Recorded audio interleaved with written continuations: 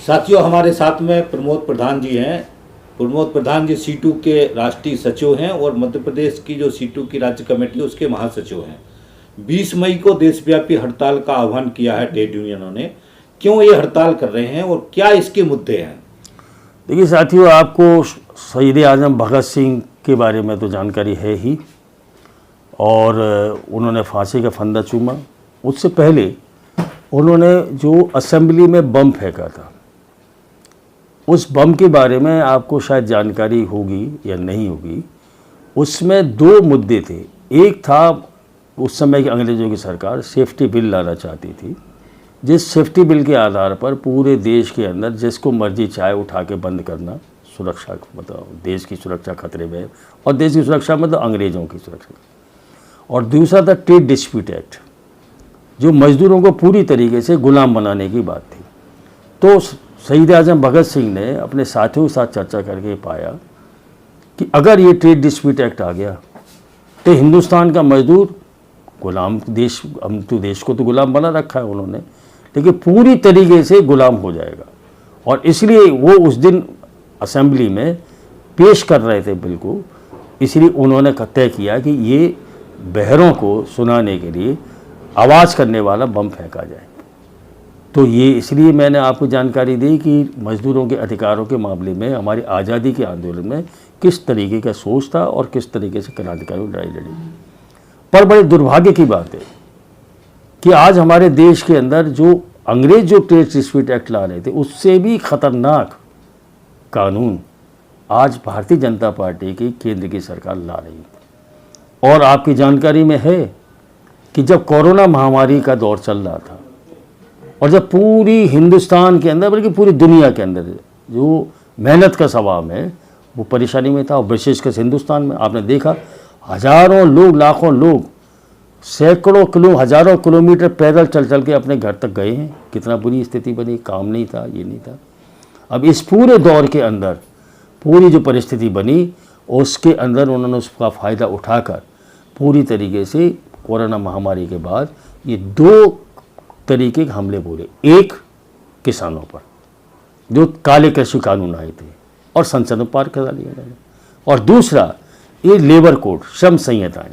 और श्रम संहिताओं को पारित कराने के लिए उस दिन विपक्ष मौजूद नहीं था संसद के अंदर, और पारित करा लिया। अब ये श्रम संहिताएं क्या है? जो ट्रेड डिस्प्यूट एक्ट जिसका विरोध किया था भगत सिंह ने, उससे भी ज़्यादा खतरनाक है। मैं आपको जानकारी मिल रहा हूँ कि अगर ये पारित तो हो गई, लोकसभा में पारित होगी, राज्यसभा में पारित होगी, तो कानून के रूप में अब इसको लागू करने की वो कोशिश कर रहे हैं। अब इसके तहत हो क्या रहा है कि जो हमारे कुल श्रम कानून है, अब आप देखिए कि 4 श्रम संहिताएं आ रही हैं। एक है कोड ऑन वेजेस, वेतन पर संहिता। तो अभी कौन कौन से कानून थे जिससे संबंधित थे? Payment of wages act 1936, minimum wages act 1948 जिसके तहत अभी न्यूनतम वेतन की लड़ाई लड़ी है अपन ने। Payment of bonus act 1965, equal रिमरेशन act 1976। अब ये चारों कानूनों को ख़त्म करके एक कोड ऑन बेसिस ला रहे हैं। अब उसके अंदर बहुत सारे ऐसे प्रावधान हैं जो मजदूरों के वर्तमान में जो अधिकार हैं उन अधिकारों को बाधित करते हैं, कमज़ोर करते हैं। तो एक तरीके से ये जो इतने वर्षों का, अब आप देखिए कि एक कानून है पेमेंट ऑफ बेसिस एक्ट 1936 का, हमारा देश आज़ादी हुआ 1947 में। एक है मिनिमम वेज एक्ट 1948, आज़ादी के तुरंत बाद। अब ये जो कानून है, इन कानून का दूसरा जो कानून है बना रहे हैं वो संहिता बना रहे, इंडस्ट्रियल रिलेशन कोड, मतलब औद्योगिक संबंधों की संहिता। इसमें कौन कौन से कानून खत्म करने हुए?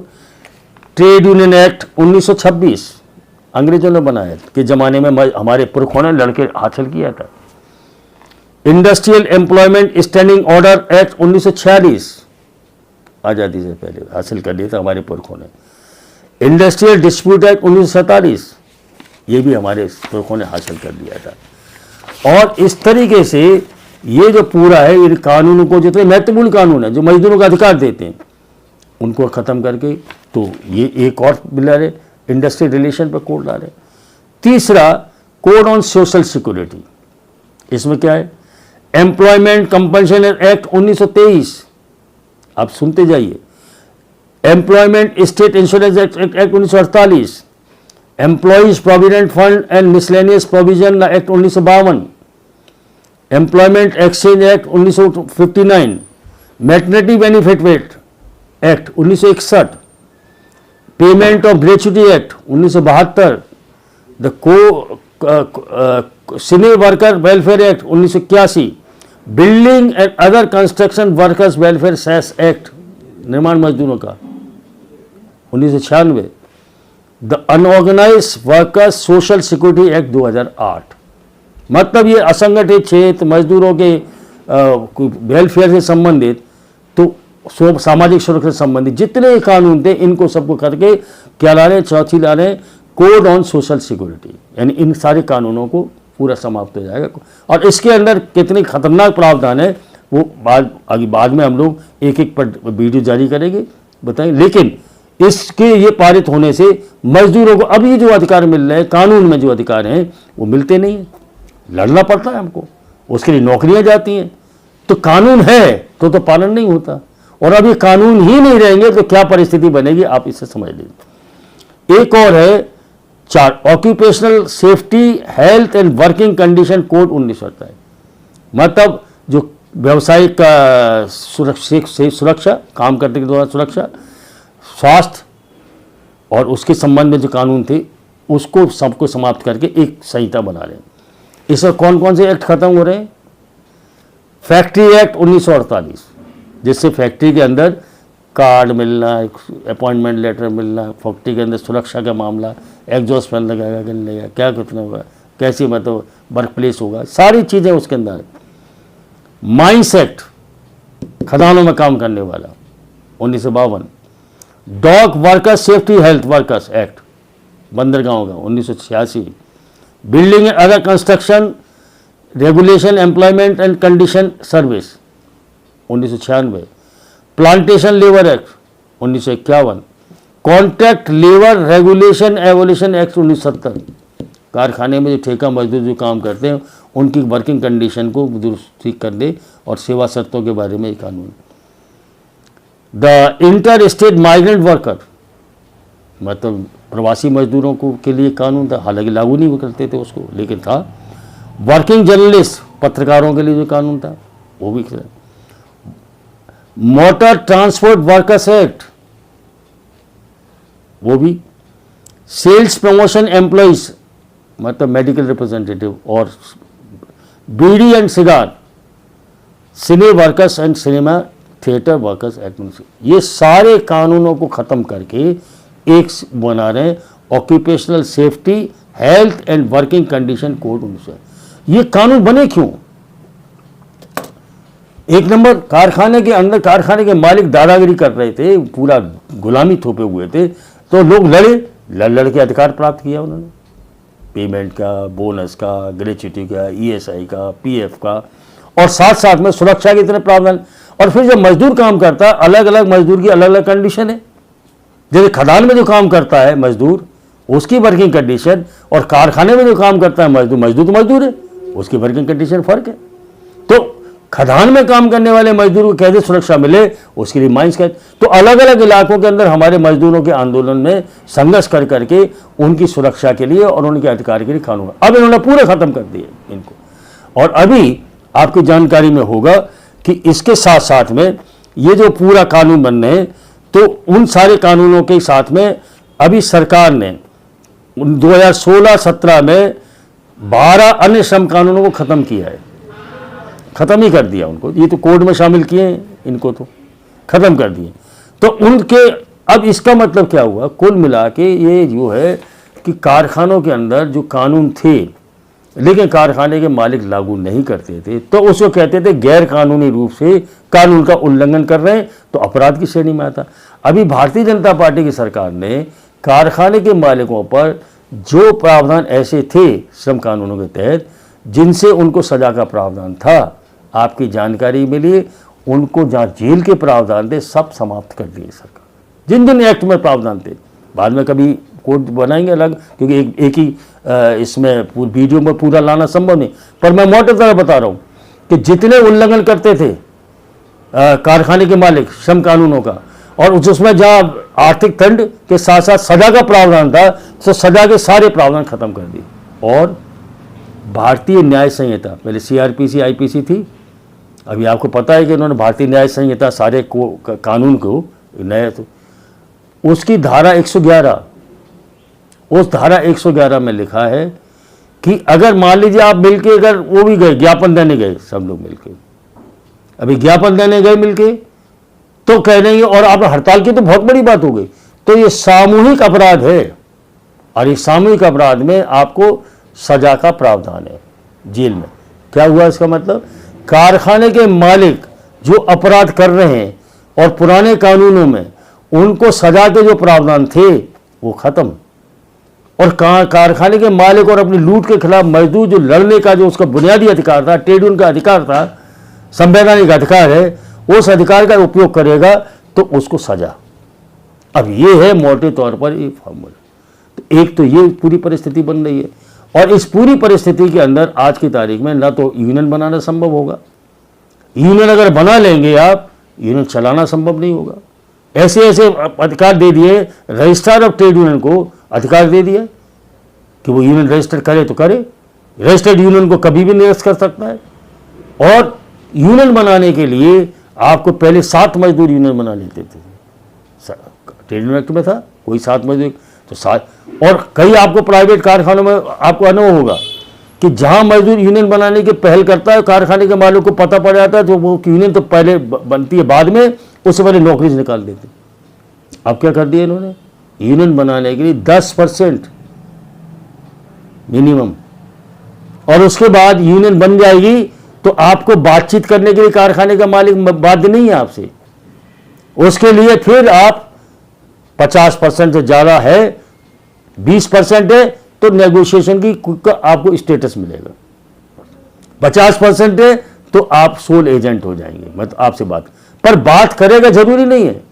इसका एक प्रावधान है तो ये कोर्ट्स के अंदर कि अगर कोई मसला अगर उसके अंदर है आर्बिट्रेशन में, या मतलब जैसे अपन कहते हैं कंसिलेशन में, मतलब या तो पंचायत के सामने आर्बिट्रेशन में या कंसिलेशन की जो प्रोसीडिंग है, ड्यूरिंग कंसिलेशन आप आंदोलन नहीं कर सकते, कंसिलेशन के बाद रिकंसिलेशन।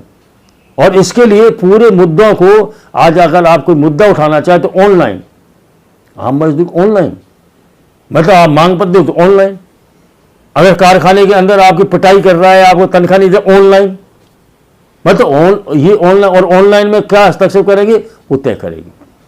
कारखानों के अंदर इंस्पेक्शन नहीं होगा, जब इंस्पेक्शन ही नहीं होगा, उनको सजा नहीं होगी और मजदूर को सजा का प्रावधान कर दिया, तो एक तरीके से पूरी तरीके से गुलामी का वातावरण बनाने की कोशिश हो रही है। अभी ये पिछले 4-5 साल से कोशिश में है सरकार श्रम संहिताओं को लागू करने के लिए, 3-4 साल थे, लेकिन जब भी वो लागू करने की कोशिश करती है हम हड़ताल कर देते हैं देश भर में, सरकार कदम पीछे हटा लेती है। आपको याद है कि जो कृषि कानून आए थे 13 महीने तक किसान लड़ा, सरकार को पीछे हटना पड़ा।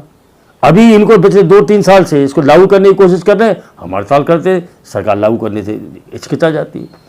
तो इस तरीके के साथियों ये सबसे बड़ा मामला ये है, इस श्रम संहिताओं को सरकार लागू करना चाहती है, और इन श्रम संहिताओं को लागू करने से के बाद कारखाने के मजदूरों को सरकारी विभागों के अंदर विभिन्न जगह पर जहां हमको ट्रेड यूनियन बनाने का अधिकार है पूरी तरीके से नेस्तनाबूद कर दिया जाएगा संगठन। दूसरा विषय है कि जो पब्लिक सेक्टर है उसके लिए नेशनल मोनेटाइजेशन पाइपलाइन नाम से ये सरकार की जितनी भी संपत्ति उसको बिक्री कर रहे हैं, मतलब ये सरकार बना कुछ नहीं रही, जो बना बनाया उसको बेच रही है। तो पहले इन्होंने विनिवेश की बात सुनी, तो विनिवेश में सब कुछ शेयर खरीदेंगे दूसरे निजी लोग। अभी उसके बाद उन्होंने कहा कि नहीं अब पूरा निजीकरण करें, सब पूरा कारखाना बेचें, लेकिन पूंजीपति पैसे नहीं दे रहे, उनको आ नहीं रहे आगे। तब क्या किया उन्होंने? नेशनल मोनेटाइजेशन पाइपलाइन, देश के हाईवेज, रोडवेज, रेलवेज, तमाम है ना, कारखाने, खदाने, सब उसमें ले आए नेशनल, और उनसे कहा है कि आप तो इसको ले लो और चलाओ। आप सोचो जरा, बनाया मामला दे देंगे इनको, इसको निजी पूंजी, और उसको बल चलाओ, और उसमें जो कमाओ उसमें से 4% हमको दे दो, भाई खुद खा जाओ। और जहां निजी सार्वजनिक क्षेत्र के कारखाने हैं वहां के मजदूरों को बेहतर वेतन, सुरक्षा, उनके बच्चों का भविष्य, शिक्षा, ये सारा इंतजाम है। और प्राइवेट सेक्टर के अंदर आप देख रहे हो, प्राइवेट सेक्टर न तो मजदूर के लिए मकान की व्यवस्था है, ना अस्पताल की व्यवस्था है, ना कोई व्यवस्था, ना बेहतर वेतन है। तो पब्लिक सेक्टर को ख़त्म करके, और ये जो आरक्षण का मसला है, आपको पता है निजी क्षेत्र में आरक्षण तो है नहीं। तो अगर सरकारी क्षेत्रों में करोड़ों पद खाली पड़े, मोदी जी कहते हैं 2 करोड़ रोजगार हर साल दूंगा, 10 साल हो गए, तो दे दें मोदी जी संसद में हिसाब किताब कि मैंने कहा था 2 करोड़ रुपए, 2 करोड़ रोजगार हर साल दूंगा, मेरे 10 साल हो गए, ये ले लो 20 करोड़ का हिसाब किताब, मैं 20 करोड़ की नौकरी दे दिया। नौकरी दी नहीं, छीन ली इन लोगों ने, सरकारी पद खाली पड़े हुए हैं, ठेकेदारी करना पड़ रहा है। और इन ये श्रम संहिताओं में कारखानों के अंदर एक और बड़ी बड़ी परिस्थिति पैदा कर रहे हैं वो अप्रेंटिस एक्ट। अभी क्या था, परमानेंट मजदूर था, टेम्परेरी मजदूर, कैजुअल और ठेका, 3 के, और तीनों के लिए कानून था। एक अप्रेंटिस एक्ट था। अप्रेंटिस एक्ट में कोई भी प्रशिक्षु, ITI वाला, पॉलिटेक्निक वाला, इंजीनियर आएगा 1 साल, और कारखाने के बाद जिससे जाएगा वो उनकी जिम्मेदारी को प्रशिक्षित करे, उसको 1 साल स्टाइपेंड मिलता था। अब उसकी 1 साल की सीमा हटा दी इन्होंने, 5 साल कराओ, 10 साल कराओ। अभी ठेका में, और इनको वेतन तो मिलेगा नहीं, इनको मिलेगा स्टाइफंड। स्टाइफंड के लिए न्यूनतम वेतन कानून तो लगता नहीं उन पर, ठेका मजदूर पर न्यूनतम वेतन कानून लगता है ना, उससे कम तो नहीं दे सकते आप। अब इतनी सारी तो करके परिस्थिति, अब उसमें स्टैंडिंग ऑर्डर में ये प्रावधान ला रहे हैं केंद्र सरकार से, फिक्स टर्म वर्कर। मतलब आप बुधनी चले जाओ, पूरे मध्य प्रदेश और कहीं नहीं, बुधनी में जाके देख लो, ट्राइडेंट है और बर्धमान है, पूरा मजदूर फिक्स टर्म पे। फिक्स टर्म मतलब नौकरी से आपको 2 साल के लिए दिया, करा रहे 10 साल 12 साल, परमानेंट काम है। लेकिन जिस दिन भी मजदूर ने हक की बात की, फिक्स टर्म वर्कर है, आप जाइए गेट के बाहर, मतलब कोई टर्म ही तो नहीं है। आप स्थायी मजदूर, स्थायी नौकरी और बेहतर वेतन के तो जो सपना है वो पूरा करने के लिए जो हम लड़ाई लड़ रहे थे वो उसको करना। चौथी चीज़ क्या है साथी, कि चौथी चीज़ ये है कि हमारे देश के अंदर ये जो श्रम विभाग है, उस श्रम विभाग का अभी, पहले तो हस्तक्षेप करने की स्थिति थी, धीरे धीरे श्रम विभाग को कमजोर कर दिया। अब क्या कर दिया इसको, अब तो श्रम विभाग का अस्तित्व ही समाप्त कर रहे हैं, इसको फैसिलिटेटर बना रहे हैं। मतलब फैसिलिटेटर मतलब आपको मदद करनी। तो आप तो पता है कि जब श्रम कानून थे तब श्रम विभागों के अंदर श्रमिकों की सुनने के बजाय कारखाने के मालिकों को सलाह देते थे, अब तो वैधानिक रूप से फैसिलिटेटर बना रहे। तो बहुत सारे ऐसे प्रावधान हैं जिसके तहत अपनी जो 150-200 साल से जी लड़ के हमारे पुरखों ने जो सुरक्षा कानून हासिल किए वो भी पर्याप्त नहीं थे, उनको और बेहतर बनाने की ज़रूरत थी। और उनके उल्लंघन पर कारखाने के मालिकों को सजा के प्रावधान मजबूत करने की ज़रूरत थी, आर्थिक दंड देने की ज़रूरत थी, और मजदूरों की यूनियन को और ज़्यादा संरक्षित करने की ज़रूरत थी।